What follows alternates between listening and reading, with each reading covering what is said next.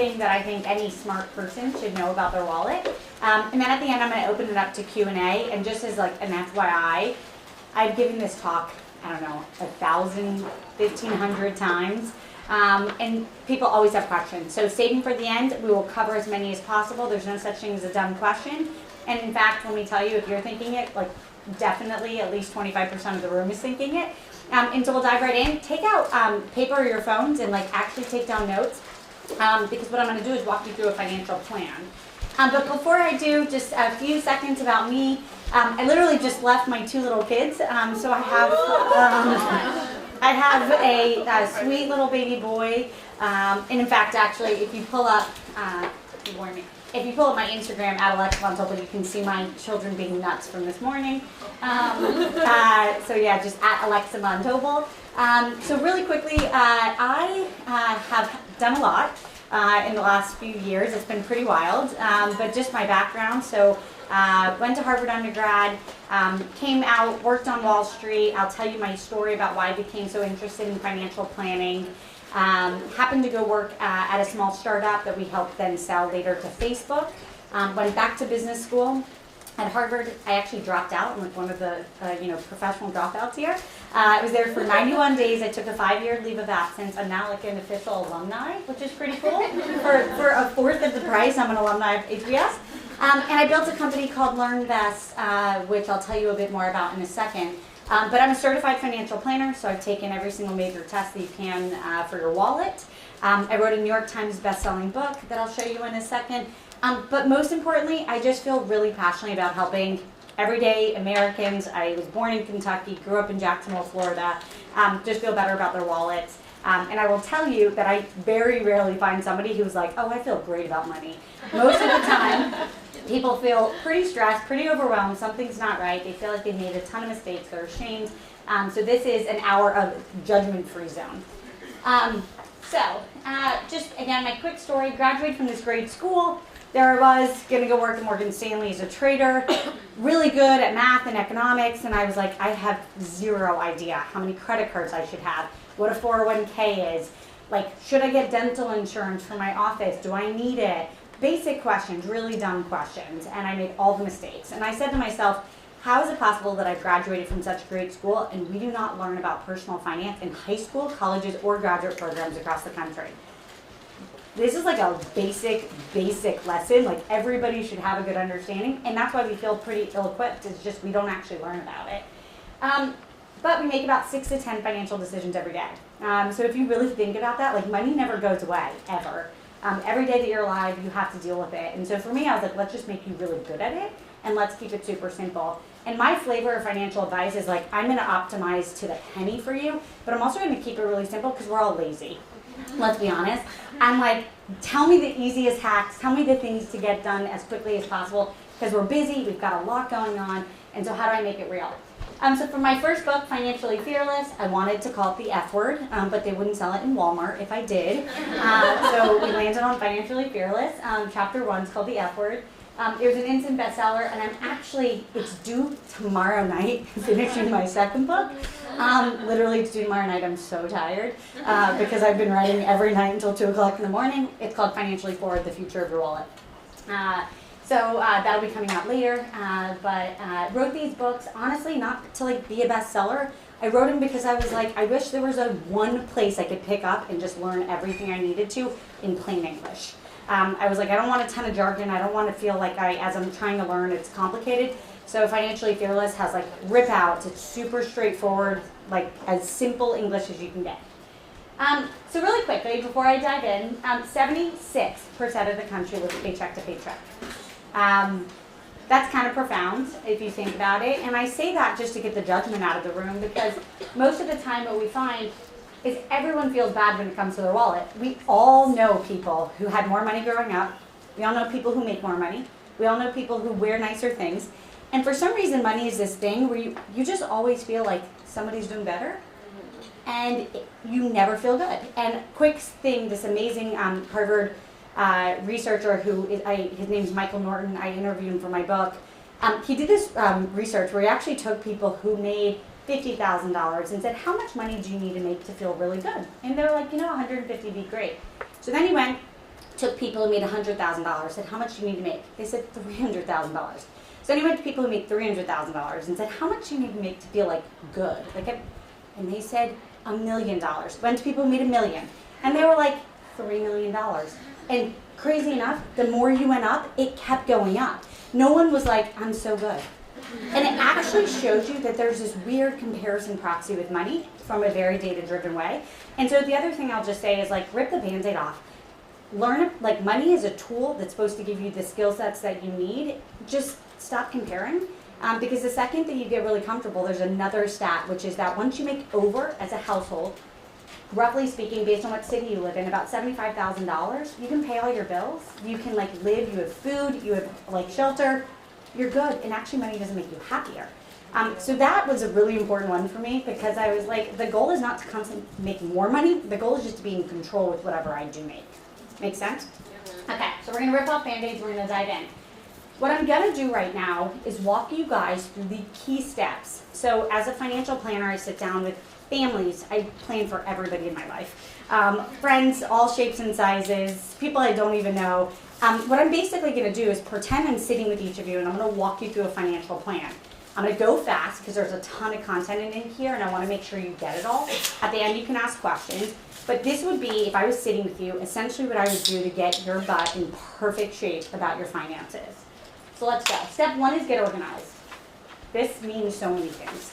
The first thing is you need to know where all your money is. You need to know where all your accounts are. I'm going to go ahead and tell you it's 2018, almost 2019. The internet is here to stay, so they should all be online. The other thing is keep it really simple. So fewer accounts is better. I think of it as like kids. Like if you have 3 kids, that's harder than 1, right? Any moms know that. If you have 14 online accounts, like it's harder to keep track of them than if you had 5. So for me, standing here right now, I literally have one major account that has checking, that has savings. It's a brokerage account, so it's a place that has like a local ATM, but where I also can keep my investments. So we have all of that there. We have 3 credit cards. I personally have 3 credit cards, 2 that are in my wallet, 1 Amex, 1 not, because it's not accepted everywhere. 1 that's at home in case of an emergency, and then I have my 401k. That's it. So essentially I have a handful of places to log in. And the reason I say that is fewer is better because you can then track them. And I want to make sure if you have any security issues, any hacking issues, you are looking at your money. I set up something really simple for my husband and I that's basically like Alexa's Bills at Gmail, and all of our financial statements come to one place. You don't need paper bills anymore. And it just makes your life, I mean, think about your Gmail right now. It probably, like we're all like, yep, hundreds. I have like 25,000 unread emails. Like you just get swamped. And if your like Amex statement is in the middle of it, like you don't always read it. So what I do is put them in a clean place and I just remember to check it. I like scan through the bills. And one last thing I'll say is read your bills because you always find a mistake. You didn't get the refund that you were supposed to. The tip on the $100 meal that was supposed to be $18 somehow now looks like $30. There's mistakes all the time, and so I like to have credit cards where you can dispute something right there if you didn't get a full refund. So in short, keep it simple, get really organized. After this, we then dive into one of my most favorite budgeting rules. Write this down. It's called the 50-20-30 rule. My first book walks you through it in extreme detail. It's not like it's a financial planning principle, but so if I'm your planner, and I'm just going to use big round numbers to keep it clear, and let's just say you come to me and you're like, my household makes $10,000 per month after taxes. So that's the money that hits our bank account after we've done like our 401k contribution. Here's how you know if you're living within your means. 50% or less goes to what is essential for you to live. So that's the roof over your head, groceries, because let's be clear, you can eat groceries every day for every meal. Your utility bill, so heat, electricity, right? And then it's your transportation to and from your income. So if you live in New York City, it's your Metro card. If you live outside of the city, if you have a car and gas and you have a car payment, that all goes, but however you get to that paycheck, right? So 50% or less, okay? Really important, of that $10,000, your rent or mortgage should be 30 to 35%. So if your $10,000 hit your bank account, I would say your appropriate rent or mortgage would be between $3,000 and $3,500. You can always go less. Like, I'm not going to be mad if you're like, I love this apartment at $2,500. I'd be like, great, right? But like, if you're like, I have a $6,000 a month apartment, as a financial planner, I can look at that in 1 second and say, you're going to feel so strapped all the time. If you're sitting in here and your rent's way above 35%, lots of people's are, don't worry. That doesn't mean like move tomorrow. It just gives you a sense that you have to make some other really real trade-offs. And in a year or 2 years or whatever, when all of a sudden you have an option to change and you make your next decision, get it right. So that's 50% or less. 20% or more goes to pure savings. That's all different shapes and sizes of savings, but that goes to the future. So saving for, like, let's say an extra contribution to a 401k or an IRA. Saving for the home that you want to buy. Saving for a vacation, totally allowed. Saving for future children. Saving for a wedding. Saving for your emergency savings. Anything. But at the minimum, it's 20% or more for that reason, or more. If you're at 25%, I'd be like A+. And then 30% or less is your lifestyle. That's all the stuff that you want to think about. That's eating out, yoga, green juices, Burning Man, whatever you're doing, whatever flavor, shape, and size, right? That's your life. That's all the fun stuff. I give you that because I think one of the biggest challenges for most of us is we don't really know what it means to live within our means, because you kind of mentally do it just by looking at your peers and friends. And I'm going to just tell you, 76% of the country lives paycheck to paycheck, which means something small happens, people are in financial trouble. And I'm telling you this because what I really care about for you is I just want you to not worry about money. I want you to be like, I've made simple decisions that have allowed me to feel really powerful in my wallet because I'm not strapped. So my mentor, she was one of the founders of Goldman Sachs, she once said to me, Alexa, if you always want to feel rich, and I'm like, yeah, what do I do? She's like, just always underlive your means on your home. So we spend so little times in our homes. So, I mean, honestly, I think I'm in my home an hour and a half awake a day, max. And on the weekend, we're barely there, right? 2 kids, they like climb on walls. I'm like, how do we get outside? Essentially, you spend so little time, but you end up putting this huge value on having like the biggest and the nicest. If you underspend there and really keep it within your means, you actually feel much wealthier elsewhere. And in that 30%, remember the lifestyle bucket, every time your phone rings, every time, someone's asking you for money. Do you want to go out? Do you want to come hang out? Can your kids come over? Do you want to go to this party? Can you come to my wedding? No one calls and is like, would you like to save for retirement? Except my friends, and they're prank calling me. And think about it. If you've like overspent dramatically on your essentials bucket, every time people want you to do things, you are like stressed. You're like, I can't do that. Can we pick a cheaper restaurant? Like, you end up feeling that juggle. And so in your future, always try to live within your means in your home. So 50, 20, 30, it's a great rule. Last just quick thing in getting organized is your credit score. So this is the only grade that matters after you leave the education system. It ranges from 300 to 850. Plain and simple, I want you to be above 760. That's excellent. Ideally, you're above 700. Once you're above 760, don't overachieve. You're good. Like, we're not aiming for 800. 760 is perfect. And essentially 3 things go into it. Definitely take a screenshot of this one, but the top 3 are the only ones that matter, and they're as follows. Don't miss a bill. You get your basic bills, like the Amex bill and things like that. It's paper bills that are mailed to you. Your doctor bills, your dermatologist bill, that parking ticket. It's stuff that's mailed to you. And we as young people move every 2 years on average. Make sure you set up mail forwarding, because that's how you miss a bill that you didn't even know you missed. And it was like the $75 doctor bill that all of a sudden is hurting your credit score. So that's number 1. Number 2, don't close your oldest credit card. It's really, really complicated how the algorithm works, but the basics is the longer I've known you, the more I trust you. So if you have a credit card that's 12 years old and it's probably not your best credit card, it's probably like the Bloomingdale's credit card you opened at 18 to get 20% off a pair of boots. I did it. Speaking from experience. Essentially, don't close it. So you want to keep your oldest credit card, and if you go to annualcreditreport.com, it's free site, and creditkarma.com. I'm really good friends with the founder. It's a free site. 2 free places that will give you your reports and your score. And the takeaway is it'll tell you your oldest credit card, and just don't close it. And then the final thing is pay your credit card debt off in full. There's actually a really cool site that I'm advising the founders on. It's called Tally, Tally. It is a genius site.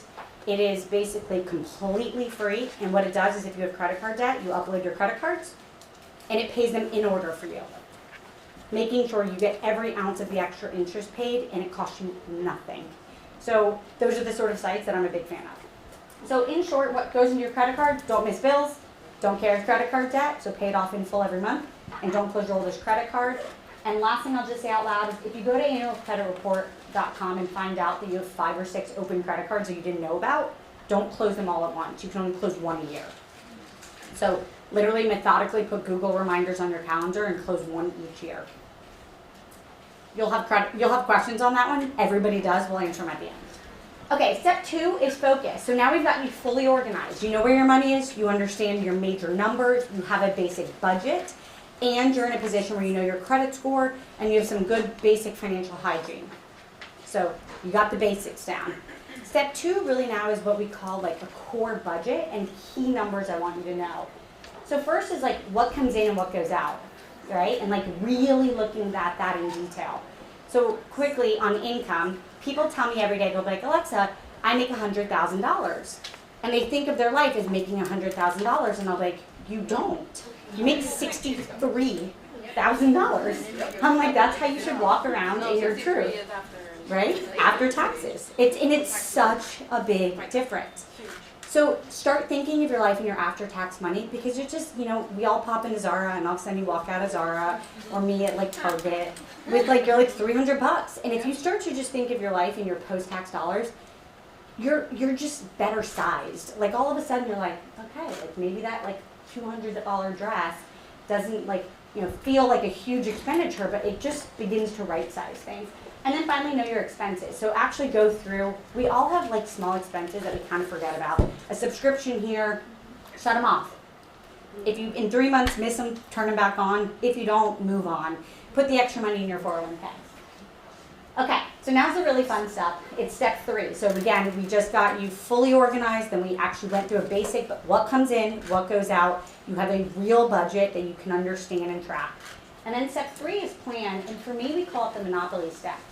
This is one of the most important steps. It's actually the second most important step. There's one that's after that's the most important, and it's really critical. And we call it the monopoly step, and we actually branded it this, which is you cannot pass go if you can't do these 3 things. And here's what they are. So number 1, you need an emergency savings account. Okay? This is liquid cash. That is, you're fine that it's not earning extra money. And this liquid cash is at a bank account, which right now it's like between 1% and 2%. You actually will make some money on it. And if you were in this room and you were young and single, which I know many of you are, so you're like, just out of school, getting things started, you need at least 3 months of what I call not fancy life costs you. That's that essentials bucket. That's why I gave you the 50%. Maybe you need a little bit more, right? Because you're not going to like literally not do anything else. But it's not like your fabulous life per month. It's your basic life. And that basic life, let's say, costs $3,000, so you would need $9,000 times 3 in cash just there. As you get older, so once you're paired up, let's say you live with someone, let's say you have a mortgage, you need 6 months just because you have responsibilities. Important kicker, once you're higher educated and actually make more money, you need more. Once you make over, call it $75,000 to $80,000, I know, you need 9 months. Because there are fewer jobs, if you lose your job, that pay that much money. And you don't want to just hit go on the next job offer you have. You want to get the right job for your career. So it's really unfortunate. Actually, people with PhDs during the last recession were unemployed for 99 weeks. So that's almost 2 years. And it's because the higher educated you are, the harder it is to get a job. So I know, really fun for going out there and earning more, but you actually need more savings. And then finally, I sit here with a husband and 2 kids and a mortgage. So I aim for more like 12 months.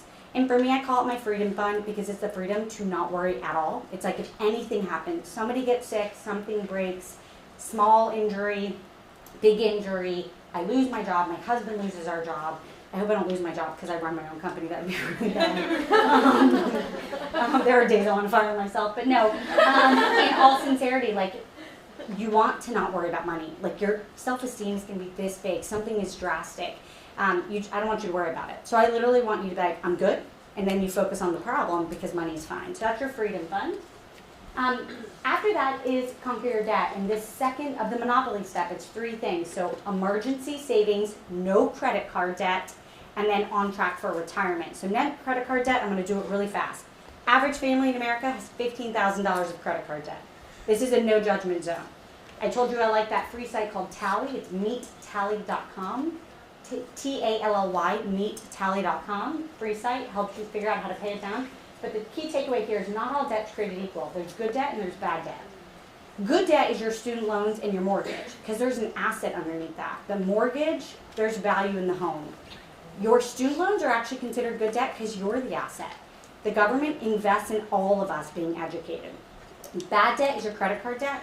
Nothing you can buy on a credit card is an asset, really. And then car loans. So that's not to say don't have a car loan. It's just to understand that it is actually debt that hurts your credit score more. So it's really important that you try to have as little debt there as possible. So pay off your credit card debt. This is final, step 3. It's called Saving for the Future. It's your retirement savings. And I just want to quickly show you 2 people. One starts saving, here's Alex, starts saving at 20 for retirement. There's Sam, who starts saving at 40. They put the exact same dollars away. Literally, Alex has more than 2.25 times more.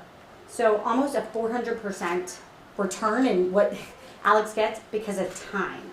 So everyone's heard compounding interest is not magic, it's math. It works every single time. The earlier you start saving, the faster it grows. And so the really big takeaway there is everyone in this room, if you do one thing when you walk out of here, you're going to increase your contribution to your 401k. Out of sight is out of mind. Money doesn't hit your bank account. It just goes into that. It's saving for retirement. It's tax advantage. It's one of the best things that you possibly can do. Last thing I'll quickly say, numbers are really big. You guys are really young, but in general, you want to think about, so I'm going to use $100,000 again because it's good numbers. But if right now you as a family lived off of $100,000, in retirement, we'd want you to have about 80% of that per year. So that's how the numbers get so big, because it's like, well, if I need 80,000 times 30 years, I need 2.4 million in retirement. And so the big takeaway is, if you start at 55, it's really hard to get there. If you start in your 20s and early 30s, you get there. I mean, it's just, again, lazy tricks, start early. Math does it for you. Got it. Okay, step 4 is build, and I'm almost done. So we've just now gotten you through getting organized. We got you a budget. Step 3, the monopoly step, is you cannot pass go until you have an emergency savings account, no credit card debt, and you are contributing as much as you humanly can for your 401k. And if you have a match, you are getting 100% of it because it's a free bonus. Free money. Literally, people don't think of it that way. It is actually, if you get a bonus already, it's a second bonus. Your company is giving you free money. So that is the monopoly step. And I went through that really thoughtfully because most people show up to me and they're like, I wanna, and like you talk to them about their wallets and they're like, I should be investing more. And I'm like, yes, in your retirement account. Or people are like, I just can't wait to save for our home. And I'm like, awesome. Did you pass the monopoly step? You can't do anything else until you do. But then once you do, life's so fun. Because then we're like, what do you want? What do you want to work towards? You literally give me a number, and we come up with a very detailed plan of how you're going to get there and when you're going to get there. So this is called builds, and this is for everything. I want to save for a wedding. I want to save for a vacation. I want to have a child. I'm having a child, right? Time to save for it. And I think what's really great here is you just literally tell us when you want something, and we do the math. So we're like, all right, in 1 year, you want to be able to put down payment of $100,000 on an apartment, and you have, call it $50,000 saved. So we're like, you need to save an extra $1,500 per month to be able to get there, and here's how we'll do that. That's the kind of really detailed planning, and I think oftentimes what people do when it comes to their wallet is we do what I call the like super lazy save, where you're just like, whatever's left each month is my savings. Yeah. We've all done that, you know it. And the takeaway is, I like to tell people to do the inverse, which is the day your bank account, the paycheck hits, take the money out. Put it in a different account, same institution, so like not a different location, a different account and name it, like Tahiti, wedding, and watch the money go in there. At first, it's so motivating. You're like, hell yeah, like this is growing. But secondly, it's like out of you can't go to the checking account and take the money out. Like that's kind of where you want to be. You want to be planned so that you're not, missing a bill. But that's kind of proactive stuff that we like to do. Just want to give people a quick sense before you buy a home.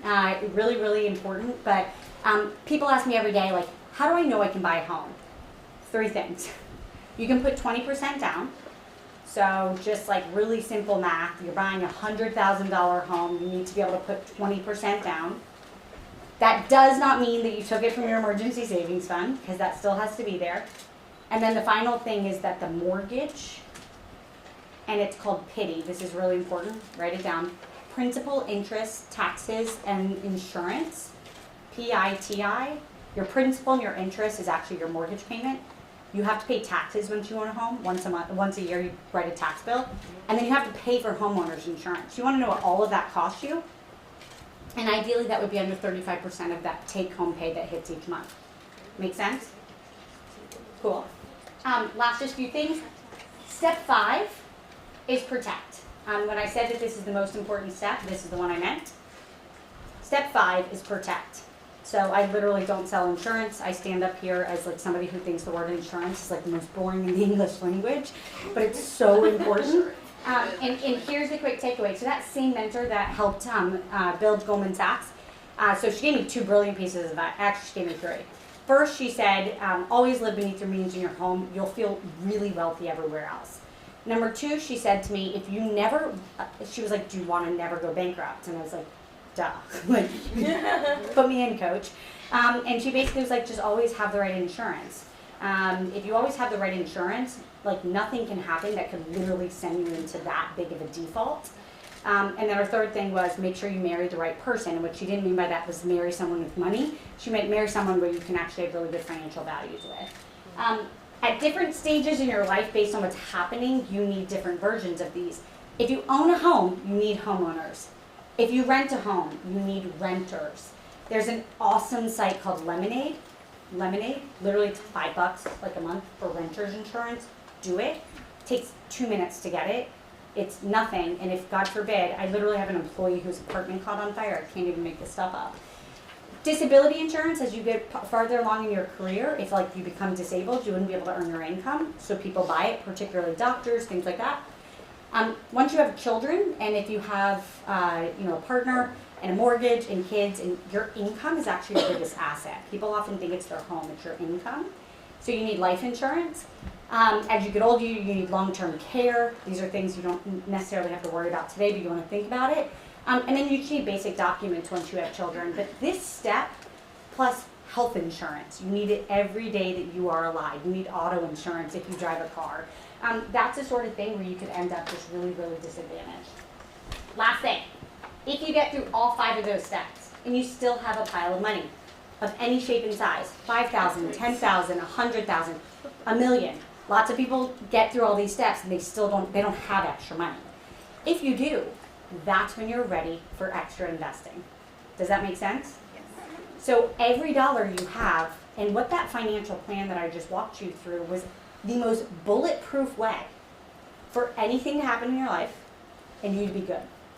It also makes sure that your dollars are going to the most advantaged place at all times to make sure that you're protected. And when you get here and you need money, we ask you a question. It's called, when do you need this money? And it's called the rule of 5. If you don't need the money for 5 years, then we really invest it in the stock market. And then if the stock market goes up, down, left, right, center, we don't care. Because the point is you don't need it in 5 years. And so you actually can set it and forget it. And that's why when you hear people freaking out like, oh, the market's crashed, I'm pulling out all my money, that means you don't have a plan. Because if you have a plan, it's taken it into account that you're okay if it goes up or down, because it's for a long enough time horizon that you don't care. That's why if you're saving for that home that you're going to go buy in a year, that money is like not in the stock market, because you actually have to have it ready to go in a year, so it can't take the risk. Does that make sense? So I want to go ahead and open it up to questions, but before that, step 7, the final step, is called achieve, which is how we help you do it. So if I sat with you and just went through everything, you'd probably have a short to-do list, anywhere from like 5 to 35 things that you have to do. And then the most important thing I say to people is you can learn all of this, but if you don't actually go put it in place and execute it, you've gotten no better, I've gotten no better, right? We should all be watching Netflix. But so the takeaway here is how do we actually get you motivated to do it? And I will just say, like, it's really fun as you dive into a financial plan and you get really organized, because you actually begin to feel this confidence. Like, I literally was a person who graduated, had no idea what I was doing, made every financial mistake, and now I love managing money. I look at it and I'm like, it's math, it's simple math, it's not even complicated math. And I know where things are, I know where things are going, marketing can go up and down, I feel good. And it's probably one of the more empowering things that I've ever done in my life. And I am a totally normal person who got to the place of feeling that way, and everyone in this room can too. So that's just one of the reasons why I love it. It's not magic, it's math, and it's pretty simple math. So I want to open it up to any questions of any kind. We'll start here. So, the 50-20-30 rule, I've attempted that many times, and I, without getting personal, I think more than what you were describing before, and I still can't live in the city. We're below 50% So, of the rent. Like, it's just yep. not possible. The point was, like, it's really hard to live in places like San Francisco, New York, London, because the rents are just so high. So, the point there is to know that you're past the 30 or 35. Some people go up to 40. I always try to be more conservative. The takeaway there then is, like, other things have to be a no. The thing you cannot give up on is the 20% for the future. So your lifestyle could be smaller. So that 20%, my secondary question was, does that, so my 401k stuff comes out for my take-home pay. So does that 20% include that 401k before or? In a perfect world, we do 20% after it. Okay. But you're close enough, so you're good. Okay. But in a perfect world, that extra 20% would be like an IRA that you're doing additional. Getting, you have kids at some point. 529 plans for your kids, filling your emergency fund. That's right. Keep going. What else?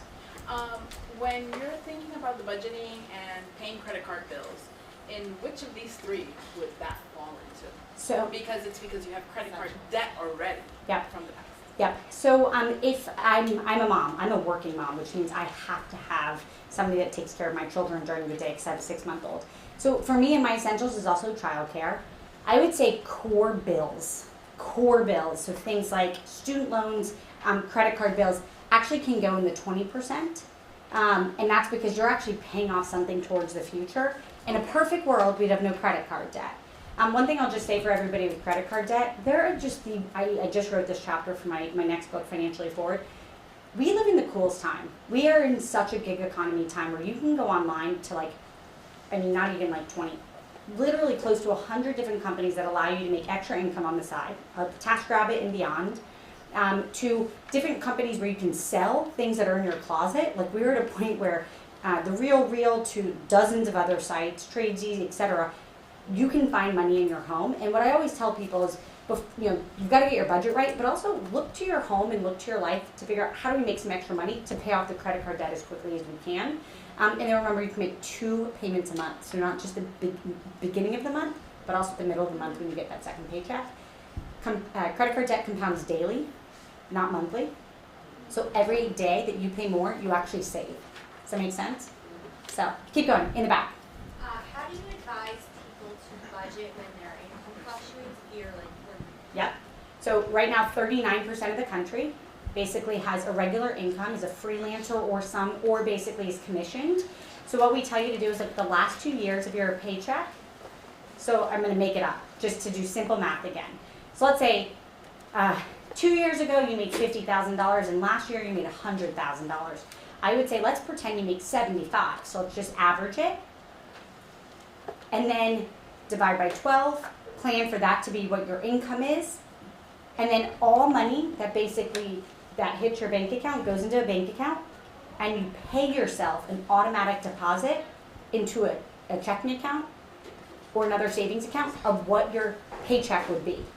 So you essentially create your own paycheck with your regular income stream. Does that make sense? So that you get very good at being consistent. Next to you, go ahead. Follow up to that. If you're an entrepreneur and you're bootstrap and you're kind of funding your own business,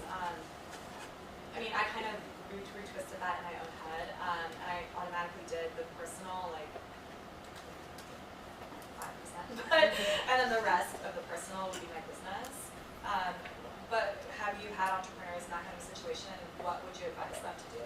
So I was this entrepreneur. I dropped out of business school, literally December 18th of 2008, bottom of the worst recession literally bottom of the worst recession in 81 years. I had my one big bonus I had gotten from when I was in the job prior. I had a 9-month emergency savings account. That was the account that allowed me to start my startup, where I lived on my boyfriend at the time's couch. My office was Starbucks. Literally, I was this entrepreneur. One thing I didn't say at the beginning, but sold LearnVest to Northwestern Mutual in 2015 for just under $400 million. I was the sole founder. And so, one, I love entrepreneurs, like going out and like really trying to think about how do you build. But the most important thing is, for entrepreneurs or small business owners, it is even more important that you have a financial plan. Like, cannot stress that enough. A financial plan, like you need even more. I have a column in Inc. Every month, basically for why small business owners have to have financial plans. So, go ahead. Hey, so my question for you is, I have read a couple of different blogs, and people usually advise that sometimes you shouldn't spend so much time worrying about where money is, especially if you can put that money into something, a way to learn to make more money. And so I've battled this viewpoint because I've always been very disciplined. Like, I don't want to buy anything extra if I don't have that money. So a good example is, I'm here right now, I'm looking for a job, I'm hoping to make good connections, and buying this ticket is above and beyond what I would have put for my personal self when I'm looking for a job. Yep. So how do you make those decisions? Yeah, that's a great question, which is like you're investing in your future, right? And oftentimes, like when you're trying to pay it forward into your career or start a small business, you're going places, you're doing things because you're trying to really lean in. I would just say you want to be balanced about it, right? Like you need to make some of those investments. You need to take people to coffee and spend the extra $15 at coffee because you're trying to chat with someone and get advice. Those are investments in your future. I would like balance that with, if you're like sitting on $15,000 of credit card debt and like super stressed, I would just say, okay, like you can do some of it, but let's be really mindful, and let's also maybe like be a TaskRabbitor on the side so that you're not at the point where no income is coming in. I'm gonna keep going because I know there's so many questions. Go ahead.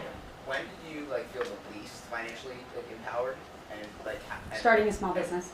and like how did that change over time? Like over how long did you start feeling more? Yeah, so can I tell you that the most powerful I honestly felt was sitting down and getting my first complete financial plan, even though the math wasn't like, you're good. Like the math was like, you need to save a lot more for retirement, because I ran a small business for 3 years. I paid myself $30,000. First of all, I lost money because I was paying other people and myself zero. Then I paid myself like $30,000, then like 40. This was like after leaving Harvard Business School. I was like, oh my, and I just paid for business school. I mean, the whole thing was like stressful. But honestly, having a plan where I was like, okay, if I follow these things, I'm going to get to a place where this is all really good. And then I'm very disciplined. Like I found myself just being like, all right, I can't eat out. Like I need to eat home. I packed every breakfast, lunch, and often even dinner for years. And then at one point you start making money, and then that money makes its own money, and then like that money makes its real own money. And so then I started feeling really empowered. But I think for me, it wasn't that the math all was perfect. It was that I had a very concrete plan of how to get to a powerful place. And I actually remember waking up the day after that plan, and I had just gotten engaged. My husband and I did it together, and I was walking to LearnVest. And I just had this like, we are good. Like I know exactly what we need to do. And that felt the best. So it wasn't that the math was there. It was just that I actually knew what to do. And then I did it all. So what else? I'll take one more quick question. One more quick question. Go ahead. As a financial planner, you probably discuss about 401ks and things like that, and I heard that it's recommended possibly to like max 401k. Is that something you recommend, or like what's like the best general recommendation? So the best general recommendation for everybody in here is on Monday, you're going to go to HR at your office, and you're going to figure out if you have a 401k. If you do, make sure you increase your contribution. If they match, triple confirm that you're putting in as much to get the full match. The match often is thousands of dollars that are tax-free to you, that then are invested on your behalf as free money. So that's pretty amazing. So that would be the most important thing. If you're in this room and don't have a 401k and you make under $115,000 personally, you're going to open a Roth IRA. at literally anywhere. Charles Schwab, Vanguard, Fidelity, doesn't matter, they're all great. And go and open it. You can put $5,500 per year there. I want you to call the company and say, hi, I'd like somebody to help me set this up. You're going to tell them the exact following script. I want just a very simple target date fund with extremely low fees, and I'd like to set it up, invest the money. Thank you, bye. Guys, so I really wish, as I said, people have many, many more questions. Follow me on Instagram if you want to DM a question to me. Over the next few hours. I still have a babysitter at home, so I will answer a bunch of them for you guys. And then lastly, just so Financially Fearless is out. This book comes out, and pre-sales start in the next 2 weeks. So I'll be finishing it tomorrow. But thank you guys so much. Again, I'm just really grateful for your time.